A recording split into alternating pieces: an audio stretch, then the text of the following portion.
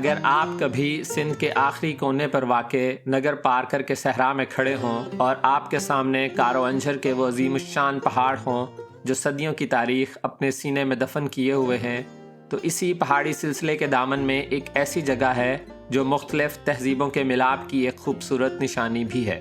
جی ہاں، ہم بات کر رہے ہیں بھوڈے سر مسجد کی، جسے سفید سنگ مرمر کی خاموش پکار بھی کہا جاتا ہے۔ آج کی ہماری سندھ کہانی میں نہ صرف ہم اس مسجد کی دیواروں کو دیکھیں گے، بلکہ اس کے پیچھے چھپی ہوئی ان کہانیوں کو بھی کریدیں گے جو آج کے دور میں شاید کہیں گم ہو چکی ہیں۔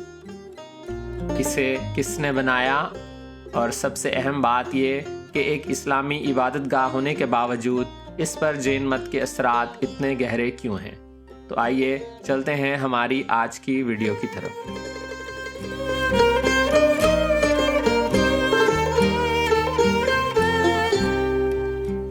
یہ مسجد نگر پارکر شہر سے تقریباً 4 سے 5 کلومیٹر کے فاصلے پر واقع ہے۔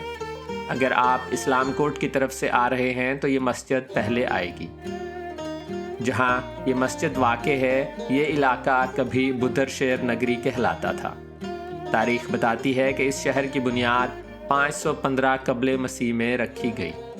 جی ہاں، یہ اسلام کی آمد سے بھی سینکڑوں سال پرانی بستی ہے۔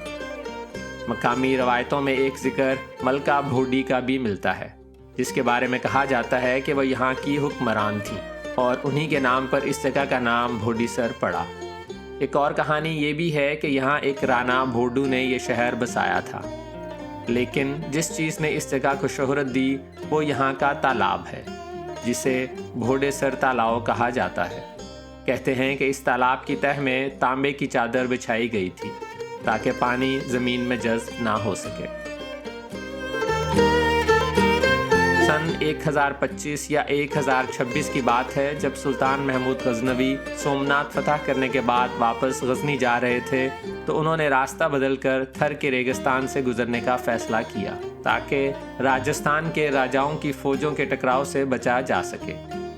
کہا جاتا ہے کہ سفر کے دوران سلطان اور ان کا لشکر رستہ بھٹک گیا اور شدید پیاس کی حالت میں وہ اسی بھوڈے سر تالاب کے کنارے پہنچے۔ یہاں کے میٹھے پانی نے ان کی اور ان کے گھوڑوں کی پیاس بجھائی۔ سلطان نے اس واقعے کی یاد میں یہاں ایک مینار یا یادگار تعمیر کروائی تھی۔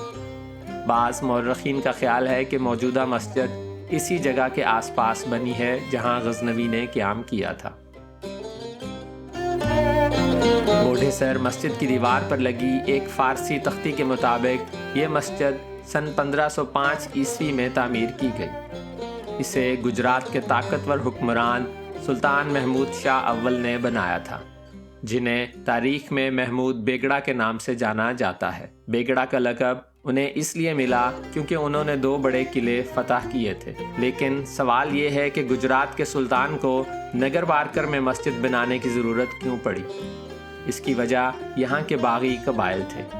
سوڈھا اور کھوسا قبائل اس دور میں قافلوں کو لوٹتے تھے اور ان کی کاروائیاں اتنی بڑھ گئی تھیں کہ سلطان کو خود یہاں لشکر لے کر آنا پڑا۔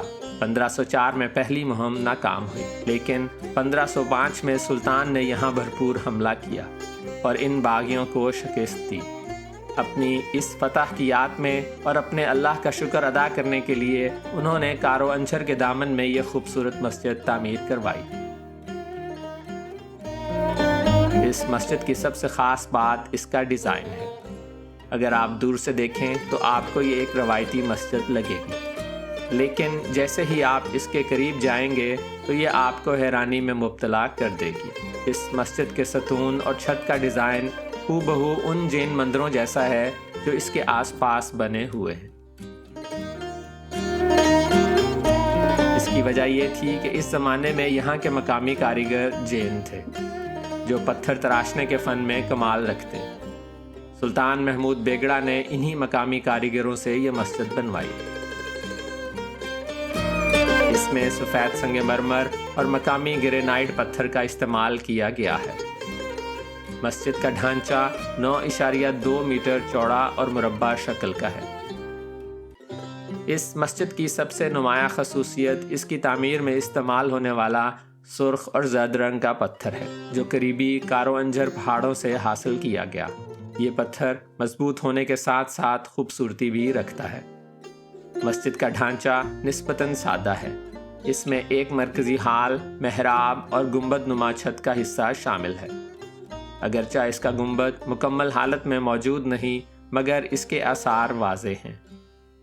یہاں ایک اہم بات یہ بھی کہ نگر پارکر کا علاقہ اسلام سے پہلے جین مت اور ہندو مت کا ایک اہم مرکز تھا۔ آج بھی یہاں کئی قدیم جین مندر موجود ہیں جو تقریباً 12ویں سے 15ویں صدی کے درمیان تعمیر ہوئے۔ بودھیشور تالاب بھی دراصل جین حکمرانوں کے دور میں تعمیر کیا گیا۔ بعد ازاں جب اسلام اس خطے میں پھیلا اور مسلمان آبادی یہاں آباد ہوئی تو اسی تالاب کے قریب مسجد بھی تعمیر کی گئی۔ بودھیسر مسجد کا حجم بہت بڑا نہیں، مگر اس کی اہمیت اس کے تاریخی پس منظر میں ہے۔ اس کے اندرونی حصے میں محراب سادہ مگر خوبصورت ہے۔ دیواروں پر نقش و نگار بہت زیادہ نہیں ملتے جو اس دور کی سادگی اور عملی ضرورتوں کو ظاہر کرتے ہیں۔ آج یہ مسجد محکمہ آثار قدیمہ کی زیر نگرانی ہے، لیکن وقت کی بے رحمی نے اس پر اپنے نشان چھوڑے ہیں۔ اس کی دیواریں کہیں کہیں سے گر رہی ہیں اور وہ قدیم چمک اب ماند پڑ رہی ہے۔ یہاں کے صحن میں ایک قدیم قبرستان بھی ہے جہاں سلطان کے سپاہی دفن ہیں، جن کی قبریں بھی پتھر سے بنی ہوئی ہیں۔ مسجد کے عقبی حصے میں اس کا محراب دیکھا جا سکتا تھا، جو کہ انتہائی خوبصورتی کے ساتھ سنگ مرمر کی مختلف تہوں سے بنایا گیا تھا۔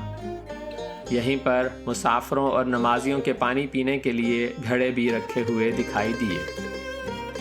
اب تو گھڑوں کا رواج ختم ہوتا جا رہا ہے، لیکن تھر کے صحرا میں یہ ابھی بھی آپ کو دیکھنے میں ملیں گے، جس سے آپ کو ان علاقوں میں پانی کی اہمیت کا اندازہ ہوتا ہے۔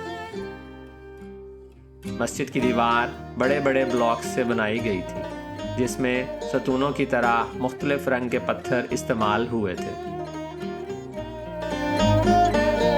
تو یہ تھا ہمارا آج کا ویلاگ۔ ملتے ہیں آپ سے کسی اور ویلاگ میں، تب تک کے لیے اپنا خیال رکھیے گا۔ ٹیک کیئر اینڈ اللہ حافظ۔